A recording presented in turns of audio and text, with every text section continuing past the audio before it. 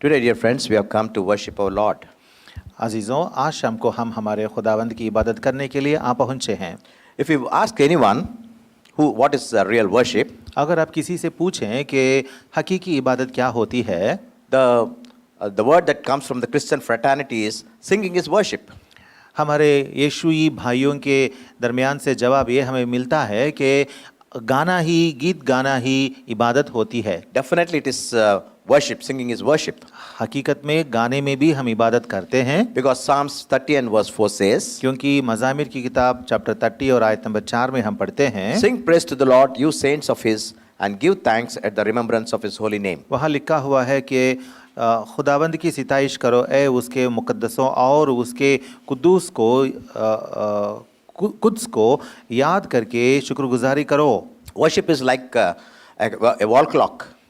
इबादत एक wall clock जैसा होता है। We know wall clock has two hands, the hour hand and the minute hand. हम जानते हैं कि वॉल क्लॉक को दो हाथ होते हैं, दो हैंड्स होते हैं, एक आवर और एक मिनट हैंड बोलते हैं उसको। And Psalm 30 and verse 4 says, there is praise and there is thanksgiving. और यहाँ मज़ामिर की किताब बाब नंबर 30 और आयत नंबर 4 में हम पढ़ते हैं कि वहाँ पे सिताइश है और दुआ भी है। We praise God for what He is. हाँ, यहाँ हम हमारा खुदा हमारे लिए जो कुछ भी किया है उसको याद करके हम खुदा का शुक्रिया अदा करते हैं। And we give thanks for what He has done to us. और जो कुछ भी उसने किया है हमारे वास्ते उसके लिए सिताइश भी करते हैं। So one of the answers we get is singing is praise. Definitely yes. तो एक जवाब हमें ये मिलता है कि गाना ही इबादत है। हकीकत में गाने से भी हम इबादत करते हैं, But there's more to worship. लेकिन और भी ज़्यादा तरीके हैं जिसे हम इबादत करते हैं। I always maintain worship is a lifestyle. मैं हमेशा ये कहते रहता हूँ कि इबादत यीशुई ज़िंदगी में एक लाइफस्टाइल जैसा है। It's not just allocating a small time for worship. यानी इबादत के लिए एक थोड़ा सा वक्त मुकर्रर करके इबादत करना ही नहीं, It is living all the time of our life in worship, spiritual adoration. बल्कि हमारी ज़िंदगी में हर वक्त हर लम्हा रूहानी सिताइश में और खुदा की शुक्रगुजारी में ही हमें गुजारना चाहिए। And John chapter 4 and verse 23 says, our Lord is seeking true worshippers. और हम पढ़ते हैं कि यूहन्ना की खुशखबरी बाब नंबर 4 और आयत नंबर 24 में हम पढ़ते हैं कि वहाँ खुदावंद हमारा खुदा हकीकी आबिदों की तलाश में है। Today, dear friends, I just want to concentrate on three most valuable verses in the scriptures. अजीज़ों, आज शाम को मैं हमारे मुक़द्दस किताब यहोवा की किताब में से 3 अजीम आयतों पर तवज्जो करना चाहता हूँ। These three verses are worthy to be written in letters of gold. ये 3 आयतें जो हैं सुनहरे अल्फाजों में उनको लिखना चाहिए। These verses are ought to be written on the tablets of our heart. ये आयतें जो हैं हमारे दिलों के टैबलेट्स पे, हमारे दिलों पर, कल्बों पर लिखने के लायक हैं। And they are worthy to be written on the walls of our house. और हमारे घरों की दीवारों पर भी लिखने के लायक हैं। Because these three verses are the greatest expressions of a man and exuding confidence in God. क्योंकि ये 3 आयतें जो हैं एक इंसान की ज़िंदगी में खुदा पर बहुत भरोसा और ईमान रखने के लिए ताकत बख्शने वाली आयतें हैं। In the greatest of adverse circumstances, he says, I will rejoice. और बहुत ही मुश्किल और तकलीफ़ पहुंचाने वाले वक्तों में भी वो कहता है कि मैं खुशी करूँगा। These are the last 3 verses of the grand book of Habakkuk. हबक्कुक किताब में जो आखिर के 3 आयतें जो हैं उनके बारे में बात कर रहा हूँ मैं यहाँ पे। And Habakkuk says, even though the fig doesn't blossom, वहाँ हबक्कुक कहता है कि अंजीर का दरख्त अगर ना फलेगा, there's no fruit in the vine, अगर मैं का दरख्त अगर वो फलेगा नहीं, if the yield of the olive fails, अगर जैतून के फल नहीं आते, if there is no the fields doesn't produce any food, और अगर खेतों में कुछ पैदावार ना हो, the flock and the cattle they disappear, और अगर भेड़ खाने से भेड़ जाती रहें, I will not be wavered. तो भी मैं हिलूंगा नहीं। I will still rejoice in the God of my salvation. मैं अपने नजात के खुदा से खुशवक्त होऊंगा। Suppose all these things happen to a person. Imagine all these things happen to a person. हाँ, एक बार सोच लीजिए, अगर ये सारी बातें एक इंसान की ज़िंदगी में हकीकी में अगर आ पड़ें, He is not only physically down, emotionally down. तो क्या होता उसको, वो जिस्मानी तौर पर ही सुस्त बनेगा नहीं, बल्कि रूहानी तौर पर भी सुस्त बन जाएगा। He becomes a malnutrition person because of no food. क्योंकि उसको ये सुस्ती हो जाएगी, वो बहुत कमज़ोर हो जाएगा, माल नरिष्ट हो जाएगा, He becomes frail, weak.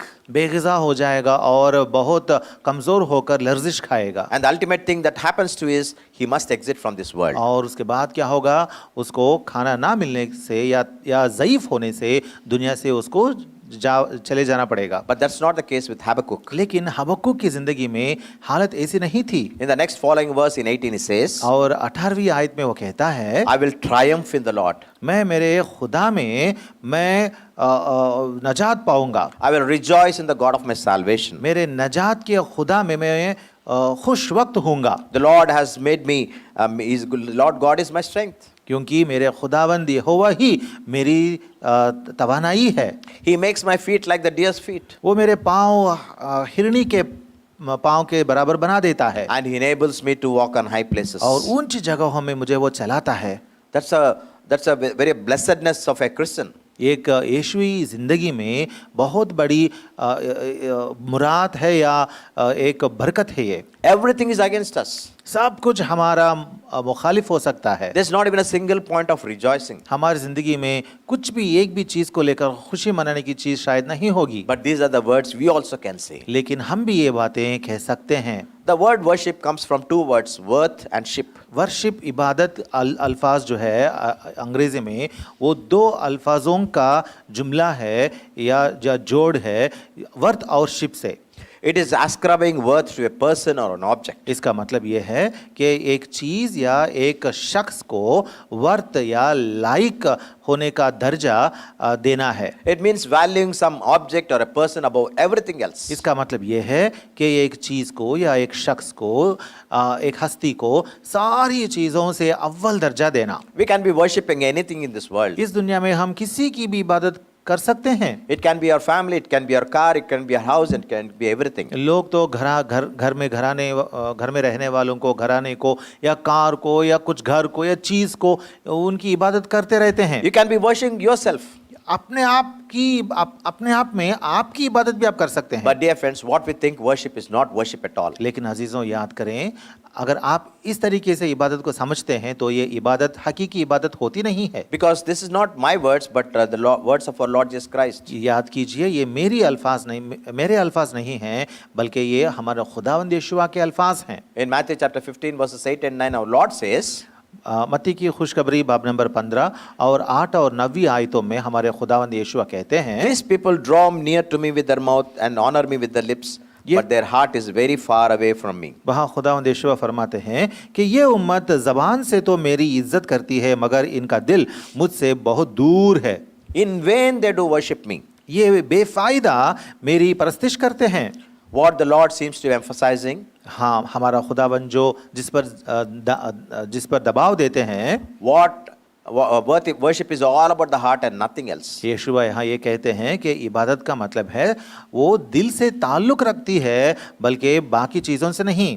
The Pharisees did and said things that were like worship, but they are in fact not worship. परुषिम जो थे वो लोग इबादत के बारे में बात करते थे और इबादत किए जैसे लगते थे, लेकिन जो वो करते थे वो हकीकी इबादत बिल्कुल नहीं थी। They didn't worship from their heart. वो लोग अपने दिल से इबादत नहीं करते थे, Because they were not loving God in the first instance. क्योंकि पहली बात यह है कि वो लोग खुदा से मोहब्बत बिल्कुल नहीं रखते थे। Their words and action didn't match. उनके कलाम और उनके अमाल दोनों बहुत दूर थे। That's why our Lord says you are whitewashed tombs. इसीलिए हमारे खुदावंद उनके बारे में कहा कि तुम लोग सफेद रंग किए गए कब्र हो। They looked good on the outside, but in the inside they were all rotten. क्योंकि बाहर देखने के लिए तो सफेद साफ दिखते हैं, बल्कि अंदर सड़न है। Dear friends, if we see the definition of a prophet, अजीज़ों, अगर आप एक पैगंबर या नबी के डेफिनेशन अगर आप देखेंगे, he speaks on behalf of God to the people. नबी कौन है जो खुदा के अल्फाज लेकर, खुदा की बातें लेकर इंसान तक पहुंचाने वाला है। He brings God's voice and he has make the people to hear. खुदा की आवाज ले आता है और लोगों को सुना देता है। But Habakkuk was a different prophet. लेकिन हबक्कुक एक अलग किस्म का नबी है। He was speaking on behalf of the people to God. वो इंसानों के वास्ते खुदा से बात करता था। He was acting like a priest. वो एक काहिन जैसा काम करता था। In fact, if you read chapter 1 of the book of Habakkuk, अगर आप हबक्कुक की किताब बाब नंबर 1 पढ़ेंगे, he is questioning God on behalf of his people. वो खुदा से सवाल करता है अपने लोगों के बारे में। He is complaining to God. खुदा के पास जाकर फरियाद करता है, Lord, you have left your people. खुदा तूने अपनी उम्मत को छोड़ दी है। Even if they are bad, you are using a very wicked kingdom to punish them. वो लोग जिनको लेकर आप अपनी उम्मत की तरबियत करते हैं, वो लोग तो बहुत बुरे लोग हैं। All questions and questions to God. हाँ, सारे सवाल और बहुत सारे सवाल खुदा से ये पूछता है। He was very frank in questioning God. खुदा से बहुत दिलेरी से वो सवाल पूछता है। But in the second chapter, लेकिन दूसरे बाब में God says you go to the and watch. हाँ, खुदावंद कहते हैं कि तू जा और नजर कर। He focuses attention on other things. तू जाकर बाकी चीजों पर दूसरी चीजों पर तेरी नजर डाल। All the complaints are gone. तब क्या होता है, उसके सारे फरियाद जो हैं वो गायब हो जाते हैं। He focuses attention on God.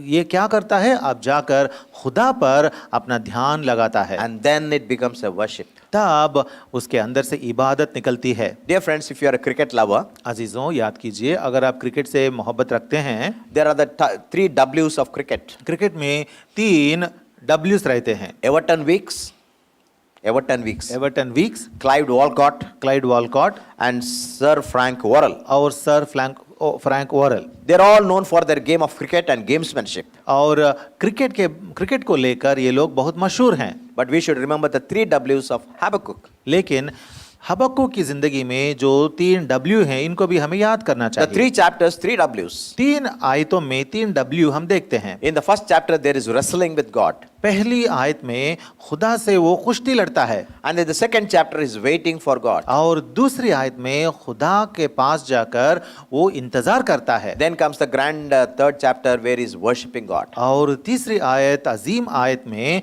वो खुदा की आबिद बनकर इबादत करता है। The third chapter also contains 3 W's. हाँ, ये तीसरी आयत में भी 3 W हम देखते हैं। God's work, खुदा का काम, God's ways, खुदा की राहें and God's will. और खुदा की मर्जी।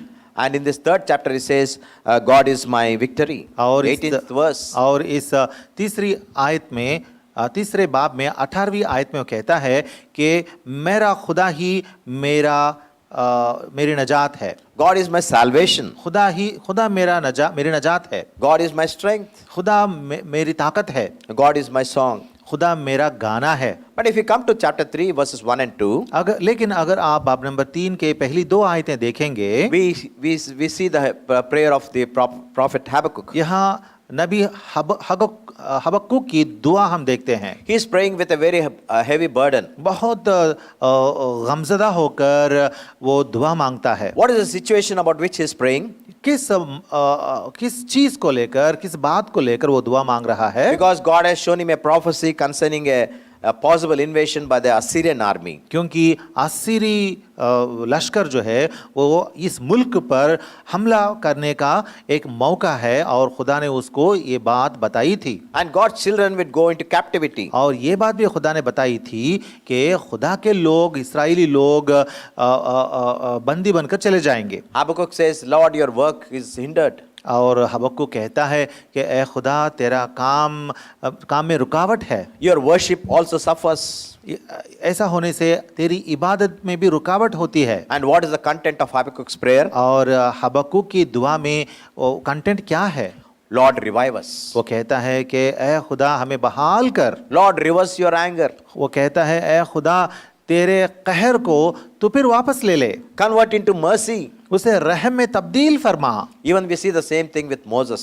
मोशे की ज़िंदगी में भी हम इसी बात को देखते हैं। In Exodus chapter 32, खुरूज की किताब बाब नंबर 32 में the crux of Moses' prayer was, Lord, you change your characteristics. वहाँ मोशे जो दुआ की थी, उस दुआ की अजीम बात, उस दुआ में अजीम बात या अहम बात ये थी कि वो कहता है, खुदा तेरे कहर को तू वापस ले ले। Lord, change your anger. खुदा तू अपना गुस्सा बदल दे। We know, dear friends, God will not change, अजीज़ों, हम वाकिफ़ हैं इस बात से कि हमारा खुदा ला तब्दील है, but God will change his characters. लेकिन खुदा अपनी सिफतों को बदलने के लायक है और काबिल है। He substituted anger with pity. यानी खुदा ने गज़ब की जगह में रहम अपने गज़ब को रहम में तब्दील कर दिया था। Now, what are the three important lessons that Habakkuk learned? अब हम देखते हैं कि हबक्कुक ने अपनी ज़िंदगी में कौन से 3 सबक सीखी थी। Worship, number one, worship is a complaint-free life. पहला सबक ये है कि इबादत का मतलब है बिना किसी कंप्लेंट का रहना। In chapter 1, पहले बाब में the people were all unrighteous. यहाँ देखेंगे तो पता चलता है कि लोग सब के सब बहुत नाराज बन चुके हैं। And in chapter 2, they were involved in false worship. और दूसरे बाब में हम देखते हैं कि वहाँ के लोग बुरी इबादत में मशगूल थे। The first problem of Habakkuk was impatience. और हबक्कुक का पहला प्रॉब्लम या तकलीफ ये था कि उसको इम्पेशंस था, वो सह नहीं सकता था। God is not acting on his children's behalf. खुदा अपने बच्चों के साथ रहकर वो काम नहीं करेगा। He sees all the wickedness around him and wonders what God is doing. और खुदा कैसा काम करेगा, उसके चौगिर्द जो सारी बातें हैं, उन सारी बातों के मुताबिक खुदा काम करेगा और इंसान तो हैरान खा जाएगा कि खुदा क्या कर रहा है। God is tolerating an injustice. खुदा तो इस दुनिया में जो भी नाराज़गी है, इन सब को झेलते रहता है। He is using a wicked enemy to crush his beloved. और अपने अजीज़ों को कुचलने के लिए एक बहुत बुरे दुश्मन का इस्तेमाल खुदा करता है। He seems to be saying, God, Lord, I don't know your tactics. और ये कहता है हबक्कुक खुदा से कि खुदा मैं तो नहीं जानता, तेरे तौर तरीके में नहीं जानता। But everything changes in chapter 2. लेकिन बाब नंबर 2 में सब कुछ बदल जाता है। Where Habakkuk decides to wait for the voice of the Lord. यहाँ हबक्कुक खुदा की आवाज़ सुनने के लिए इंतज़ार करने लगता है। And when we have a desire to hear the voice, God doesn't disappoint us. और जब भी हमारे अंदर खुदा की आवाज़ सुनने की ख्वाहिश होती है तो खुदा हमें कभी भी डिसअपॉइंट नहीं करेगा। And he speaks to Habakkuk. और खुदा हबक्कुक से बात करता है। Habakkuk's heart is calmed down. अब हबक्कुक का दिल जो है वो थम जाता है। All the complaints that he had against God has died down. खुदा के बरखिलाफ जो भी फरियाद थे, कंप्लेंट थे, वो सब के सब थम गए हैं। He places his finger on his mouth. अब वो अपनी उंगली अपने मुंह पर लगा लेता है। Even Job also says the same thing. इय्योब भी वही फरमाता है।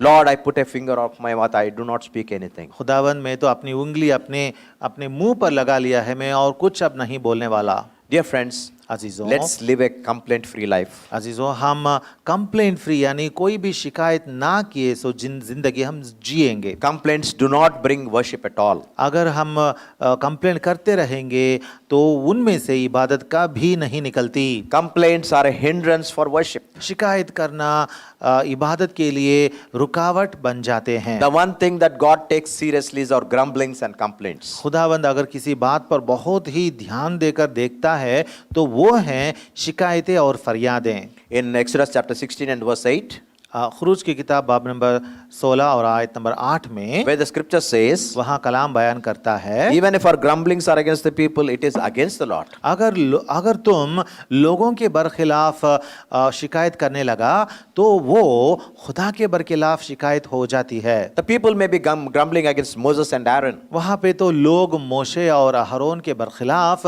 शिकायत करने लगे थे, but the Lord says, लेकिन खुदावन फरमाते हैं it is against me, Yes. against whom you are grumbling. ये शिकायतें मेरे खिलाफ हैं और तुम मेरे बरखिलाफ शिकायतों में मशगूल हो रहे हो। Numbers 11 and verse 1. गिनती किताब बाब नंबर 11 और आयत number 1। It is the Lord who hears our complaints of adversity. और तकलीफ़ों में जो कंप्लेंट हम करते हैं हमारे खुदावंद उन कंप्लेंट्स को या शिकायतों को सुन लेता है। So, dear friends, the number one hindrance for worship is complaints, grumblings. इसीलिए अजीज़ों, अगर हम कुड़कुड़ाने लगे या शिकायत करने लगे तो वो इबादत के लिए पहली रुकावट हो जाती है। And secondly, और दूसरी बात, worship is a God-focused life. इबादत है खुदा पर तवज्जो फरमाने वाली जिंदगी। In chapter 3 of the book of Habakkuk, हबक्कुक की किताब में बाब नंबर 3 में we see a historical remembrance of God's work. यहाँ खुदा के काम को याद करते हुए एक तारीखी यादगार काम यहाँ किया जा रहा है। In chapter 3 verses 3 to 7, बाब नंबर 3 आयतें 3 से लेकर 7 तक we see God's presence at Mount Sinai. यहाँ कोहे सिनाई पर खुदा की मौजूदगी के बारे में हम देखते हैं And God channeling His power to intervene for His people. और अपने लोगों के वास्ते काम करने के लिए खुदा अपनी कुव्वत और ताकत को वहाँ भेजने के बारे में हम देखते हैं। And in the same chapter 3 verses 8 to 10, और इसी आयत में बाब नंबर 8 से लेकर 10 आयतों तक we see the remembrance of the division of the Red Sea and the Jordan River. और यहाँ हम पढ़ते हैं कि बहरे कुल्ज़म और यर्दन के दरिये का तकसीम करने की बातें हम पढ़ते हैं। Enabling the people of Israel to enter the promised land. Mauda मुल्क पर इसराइलियों को वहाँ खुदा भेजने या ले आने की बातें वहाँ लिखी गई हैं। Verses 11 to 15, और हम अगर 11 से लेकर 15वीं आयतें पढ़ें, God intervening wonderfully on account of His people in the battle. तो यहाँ हम पढ़ते हैं कि अपने लोगों के वास्ते खुदा जंग में शामिल होता है। So when Habakkuk sees all this historical evidence, तो his heart is full of worship. तो जब हबक्कुक की सारी तारीखी हकीकतों पर तवज्जो करता है तो उसका दिल बहुत बड़ी इबादत से भर जाता है। Habakkuk's heart trembles at the thought what is to occur in the future. और तब हबक्कुक के दिल में लर्जिश बनती है और दिल लर्जने के बाद वो मुस्तकबिल के बारे में सोचता है। But dear friends, anything that happens on the earth cannot nullify God's promises. याद रखें अजीजों, इस दुनिया में कुछ भी हो सकता है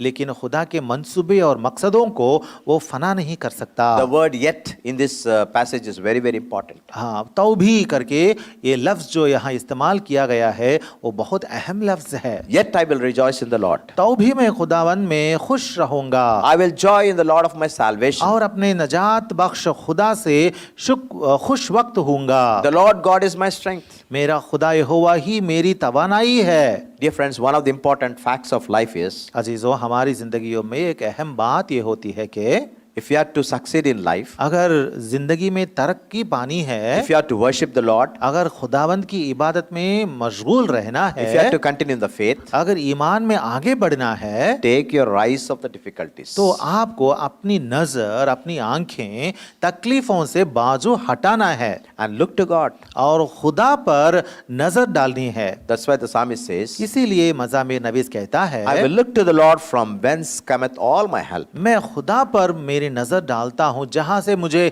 सारी मदद मिलती है। Dear friends, Christian life is a life which absorbs all the shocks. अजीज़ों, यीशुई ज़िंदगी ऐसी ज़िंदगी है जो हर एक जुम्बिश को समेट लेती है। One of the classical examples is that of Job. एक बहुत अच्छा मिसाल है ईयोब की जिंदगी। Even before we could get much headway in that book of Job, in the very first chapter, ईयोब की जिंदगी के बारे में सारी जानकारी आने से पहले ही पहले बाब में ही there is tragedy for Job. वहाँ ईयोब की जिंदगी में बहुत बड़ा हादसा होता है। Messenger after messenger comes with the bad news. पैगाम देने वाले के बाद और एक पैगाम देने वाला एक के बाद एक आकर उसको बुरी खबरें पहुंचाते रहते And हैं। finally the great bad news is all his 10 children were killed in a house collapse. और उसके बाद आखिर में सबसे बड़ी बुरी बात ये उसको सुनने के लिए मिलती है कि उसके सारे 10 बच्चे जो हैं घर के गिरने से वो सब के सब हलाक हो गए हैं। His wealth gone, his children gone, family gone. मालो असबाब चले गए और घराना यानी उनके सब बच्चे फर्जंद फना हो गए। But what did he say in verse 20, chapter 1? लेकिन बाब नंबर 1 और आयत नंबर 20 में वो क्या फरमाता है? One of the greatest verses, he fell to the ground and worshipped. बहुत अच्छा लफ्ज है वो कि वो जमीन पर गिरकर सिजदा करके खुदा की इबादत की। My dear friends, everything is for our good attitude. अजीज़ों, हमारी ज़िंदगी में जो कुछ होता है वो सब कुछ हमारी भलाई के लिए ही होता है। Nothing happens by chance. Chance से कुछ नहीं होता। Nothing happens by the except with the authority of God. खुदा की कुव्वत और ताकत के बगैर हमारी ज़िंदगी में कुछ नहीं होता। In spite of all this, the only thing God expects is worship. ये सारी बातें गुजरने के बाद भी, ये सारी चीज़ें सारी बातें होने के बाद भी खुदा एक ही बात हमसे मांगता है और वो है इबादत। So worship is a complaint-free life. इसीलिए कहते हैं कि इबादत है कोई भी कुड़कुड़ाने के या कंप्लेंट करने से बाज रहने वाली ज़िंदगी। And secondly, worship is a God-focused life. और दूसरी बात यह है कि इबादत है खुदा पर ध्यान देने वाली ज़िंदगी। And thirdly, और तीसरी बात, worship is living by faith. इबादत का मतलब है ईमान की ज़िंदगी। One of the important verses in Habakkuk chapter 2 verse 4, the righteous shall live by faith. हम पढ़ते हैं कि हबक्कुक की किताब बाब नंबर 2 और आयत नंबर 14 में हम पढ़ते हैं कि रास्तबाज ईमान से जिंदा रहता है। Who is the righteous? रास्तबाज कौन है? One who had been made right with God. जो खुदा के सामने रास्त बनाया गया है वो है रास्तबाज। Why it is the important verse?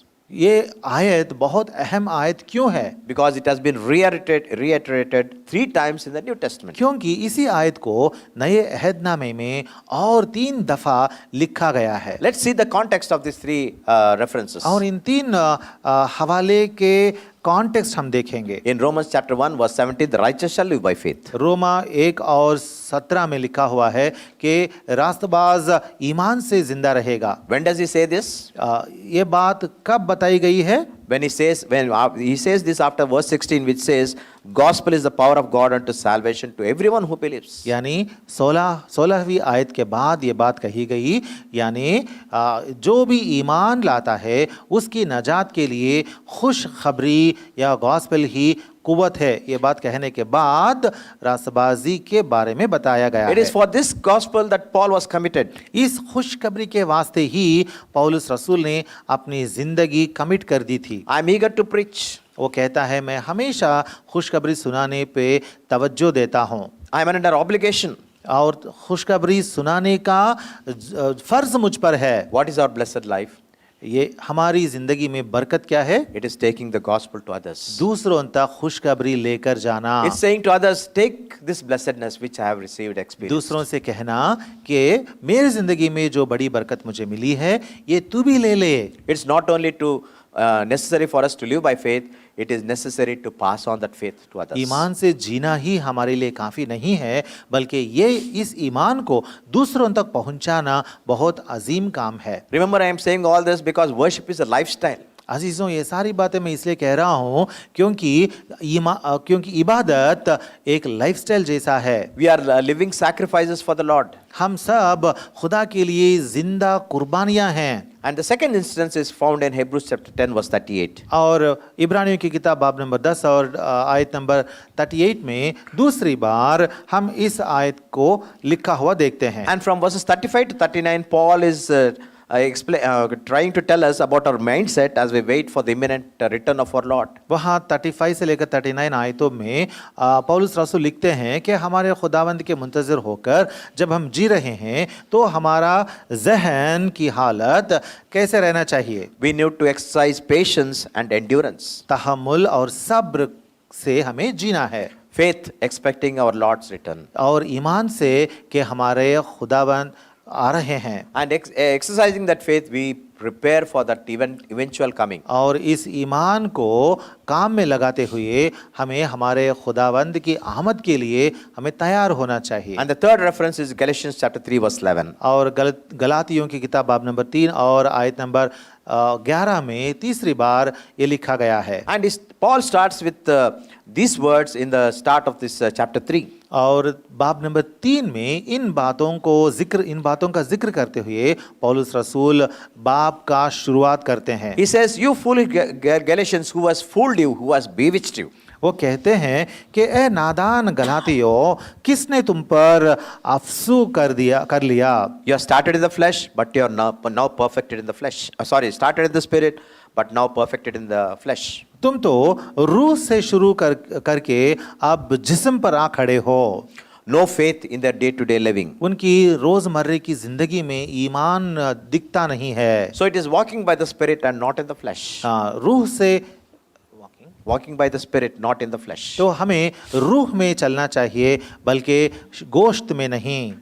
Christianity is not for the faint-hearted; it is for the faith-hearted. यीशुई जिंदगी जो है, यीशुई ईमान जो है, वो कमजोर दिलों के लिए नहीं बल्कि ईमान से भरे हुए दिलों के लिए। So worship is living a complaint-free life. इसीलिए हम कहते हैं कि इबादत का मतलब ये भी है कि कोई भी कंप्लेंट बगैर कंप्लेंट की जिंदगी जो होती है वो है इबादत। Secondly, it is living with our focus on God. और दूसरी बात यह है कि हमारा ध्यान खुदा पर लगाकर जीना है। If you see within yourself, you'll get disappointed. अगर आप अपने अंदर झांक के देखते रहेंगे तो आप जल्द ही सुस्त बन जाएंगे। If you see all around, you become dispirited. और अगर चौगिर्द देखते रहेंगे, इर्द गिर्द देखते रहेंगे तो आप फिर से कमजोर हो जाएंगे। But if you look to God, you are encouraged. लेकिन जब आप खुदा पर नजर डालेंगे आपको हौसला अफजाई होगी। So this is worshiping life, dear friends. अजीजों, ये है इबादत की जिंदगी। It's a lifestyle ये एक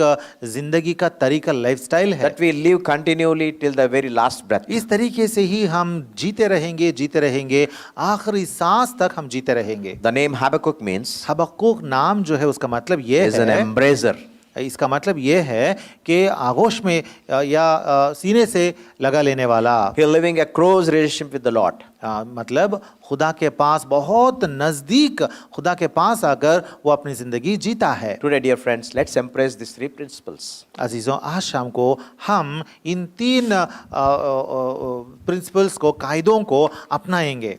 Living without complaints. कोई भी शिकायत के बगैर हम जिएंगे। Whatever happens, it's for our good. हमारी जिंदगी में जो भी होता है वो हमारी भलाई के लिए होता है। Job says, "Shall we accept only good, not the bad things from God?" ईयोब कहता है, क्या हम खुदा से सिर्फ और सिर्फ अच्छी चीजों की मांग करें, बुरी चीजों की नहीं? Everything happens for our good to them those love Him. जो खुदा से मोहब्बत रखते हैं उनकी जिंदगियों में जो कुछ भी होता है भलाई के लिए ही होता है। Today, as we worship, और आज जैसे ही हम इबादत में Let's remove the मशगूल complaint. रहेंगे, हम याद रखेंगे कि हम बिना कोई कंप्लेंट की जिंदगी जिएंगे। let's focus on the one who has given His life for us. हम उस पर नजर डालेंगे जिसने अपनी जिंदगी हमारे लिए दी है। And thank Him for all the good things that He has given to us. और इतना ही नहीं बल्कि हमारी जिंदगी में जो भी सारी अच्छी भलाइयाँ बरकतें जो खुदा ने हमें दिया है, इन सारी बातों पर हम ध्यान रखते हुए हम खुदा की इबादत करेंगे। Faith is a necessary ingredient in our Christian life. ईमान जो है वो हमारी यीशुई जिंदगी में बहुत ज़रूरत की चीज़ है, इंग्रेडिएंट है। Luke 18:8 or 8:18 says, "When the Son of Man comes, shall He find faith on this earth?" लूका की खुशखबरी 18वां बाब और 8वीं आयत में लिखा हुआ है कि जब इब्ने आदम इस दुनिया पर आएगा, क्या इब्ने आदम इस दुनिया में ईमान को पाएगा? Faith is a missing commodity in our Christian fraternity. हमारे अजीज़ों में, यीशुई बिरादराने में ईमान जो है आजकल गोया गायब है। But the righteous shall live by faith. लेकिन लिखा है कि रास्तबाज ईमान से ही जिएगा।